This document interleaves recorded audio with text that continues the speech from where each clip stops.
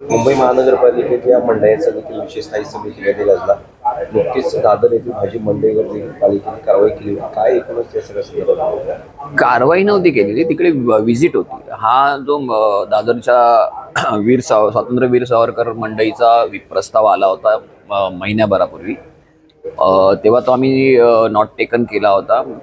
मीच त्याच्यामध्ये not taken करायला लावला. त्याचं कारण असं आहे की प्रस्तावात ज्या गोष्टी दुरुस्तीच्या घेतलेल्या आहेत त्या सफिशियंट नाही आहे. कारण ती प्रत्यक्ष मंडई पाहिली तर तुमच्या लक्षात येईल की नेमकं किती दुरावस्था झालेली आहे त्या मंडईची.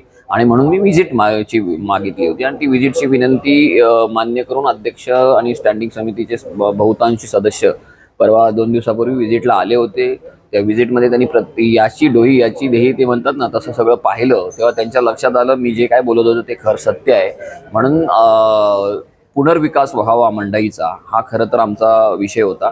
परंतु दुसऱ्या बाजूनी जेव्हा अधिकाऱ्यांशी बोललो तेव्हा अधिकाऱ्यांनी टेक्निकल काही तांत्रिक बाबी उपस्थित केल्या. पहिली म्हणजे यांना अल्टरनेट अकोमोडेशन कुठे देणं ते शक्य नाही आहे, कारण की जागेत कुठे आजूबाजूला जागाच नाही आहे. आणि दुसरी क्रांतिसिंह नानासाहेब पाटील ही जी मंडई आहे प्लाझाच्या इथली, ती ऑलरेडी पुनर्विकासासाठी गेलेली आहे. तर त्या एका दादरमधल्या विभागातल्या दोन्ही मंडया एकत्र जर पुनर्विकास करायचा झाला तर मग ह्या सगळ्या भाजीचा जो व्यवसाय घाऊ व्यापार जो असतो तो दादरमध्ये होतो. कारण दादरमध्ये सगळे संपूर्ण महाराष्ट्रातून जे शेतकऱ्यांचे ट्रक्स येतात ते दादरमध्ये प्रथम येतात. तिथे लोडिंग अनलोडिंग होऊन तो सगळा किंवा फळभाज्या असो, हे सगळं फळं असोत ही तिथून संपूर्ण मुंबईतल्या इतर मार्केटना सप्लाय होतात.